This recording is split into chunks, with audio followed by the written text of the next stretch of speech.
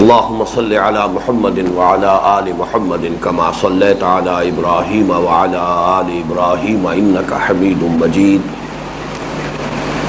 اللهم بارك على محمد وعلى آل محمد كما باركت على إبراهيم وعلى آل إبراهيم إنك حميد مجيد.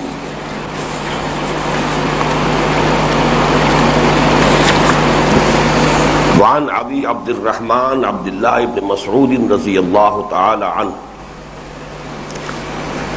قال حدثنا رسول اللہ صلی اللہ علیہ وسلم وهو الصادق المصدوق ان احدکم یجمع خلقه في بطن امه 40 یوما نطفہ ثم يكون علقة مثل ذلك ثم يكون مضغة مثل ذلك ثم يرسل إليه الملك فينفخ فيه الروح ويؤمر بأربع كلمات بكتب رزقه وأجله وعمله وشقي أو سعيد فوالله الذي لا إله غيره ان احدکم لیعمل بعمل اہل الجنہ حتی ما یکون بینہ وبینہا الا ذراع فیسبق علیہ الکتاب فیعمل بعمل اہل النار فیدخلها وان احدکم لیعمل بعمل اہل النار حتی ما یکون بینہ وبینہا الا ذراع فيسبق عليه الكتاب فيعمل بعمل أهل الجنة فيدخلها رواه البخاری ومسلم رحمهم اللہ. اربعین نبوی میں شامل یہ چوتھی حدیث ایک بہت اہم مسئلے پر ہے، اور بلکہ کہنا چاہیے کہ دو اہم مسائل اس میں زیر بحث آئے ہیں. ایک مسئلہ جس کا تعلق ہے علم جنین سے بھی اور حقیقت انسان سے بھی، گویا کہ حکمت اسلامی یا حکمت قرآنی یا حکمت دینی کے اہم ترین دو ابواب ہیں. اور دوسرے کا تعلق جو ہے ضمنی طور پر قائم ہوتا ہے مسئلہ جبر و قدر سے، جو کہ نہایت مشکل اور لا ینحل مسئلہ ہے علم کلام کے مسائل میں سے. اس کے راوی حضرت عبداللہ ابن مسعود ہیں، جن کی کنیت ہے ابو عبد الرحمن. عن ابی عبد الرحمن عبداللہ ابن مسعود رضی اللہ تعالی عنہ، روایت کیا گیا ابو عبد الرحمن یعنی عبداللہ ابن مسعود رضی اللہ تعالی عنہ سے. یہ کبار صحابہ میں سے ہیں اور بڑے ہی یوں سمجھیے کہ اولین جو ایمان لانے والے ہیں ان میں شامل ہیں، اگرچہ جب یہ ایمان لائے ہیں تو نوجوان تھے، لیکن بالکل ابتدائی دور کے ایمان لانے والے، اور جن کو فقہائے صحابہ کہا جاتا ہے ان میں ان کا بڑا مقام ہے.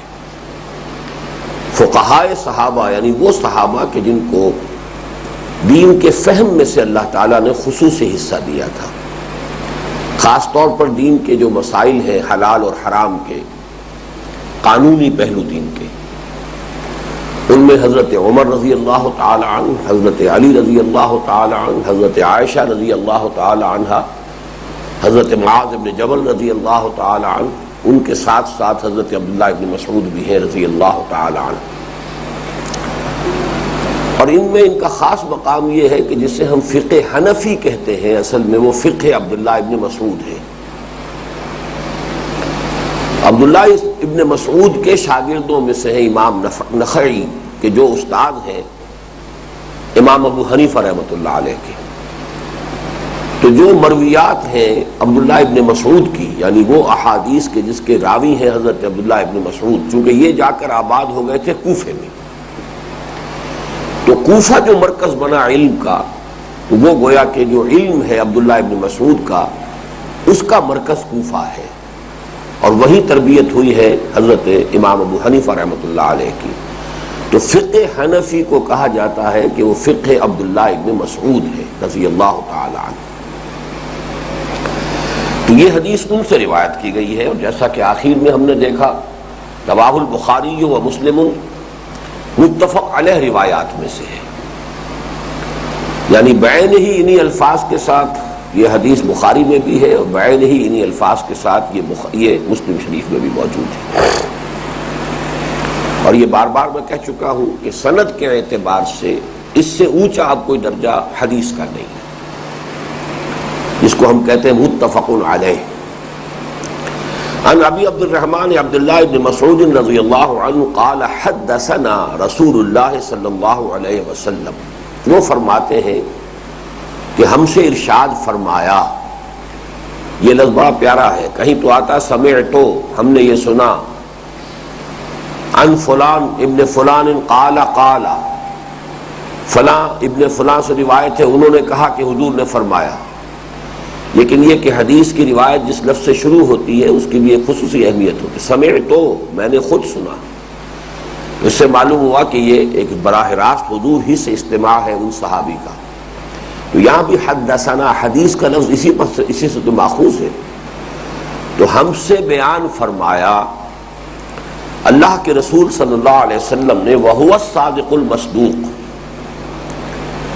اور وہ سچے ہیں اور ان کو سچ تسلیم کیا گیا ہے، ان کا سچ تسلیم کیا گیا ہے، ان کو سچا مانا گیا ہے.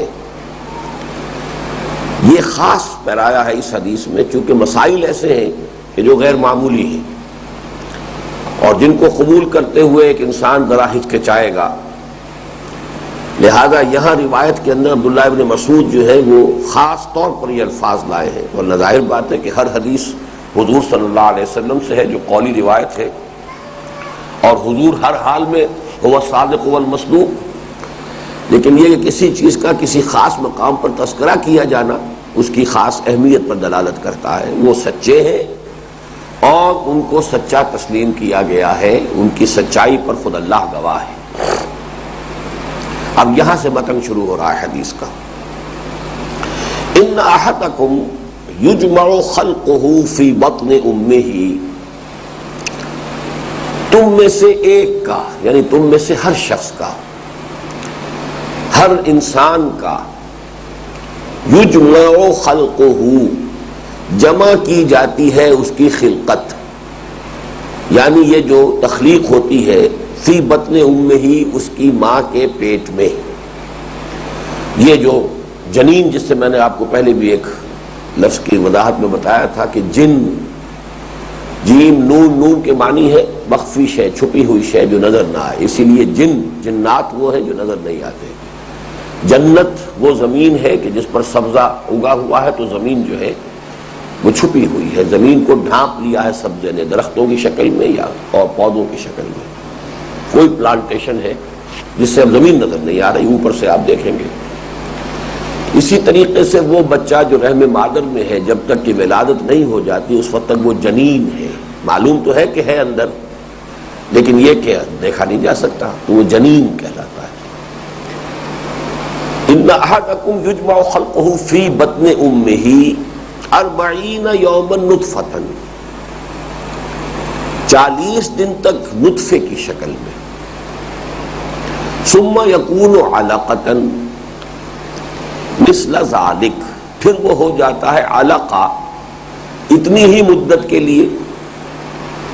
ثم یکون مضغۃ مثل ذالک، اور پھر وہ ہوتا ہے مضغے کی شکل میں اتنے ہی عرصے کے لیے. یہ 3 الفاظ تو قرآن مجید میں بار بار آئے ہیں. لقد خلقنا الانسان من سلالة من طین ثم جعلناه نطفة في قرار مكين ثم خلقنا النطفة علقة فخلقنا العلقة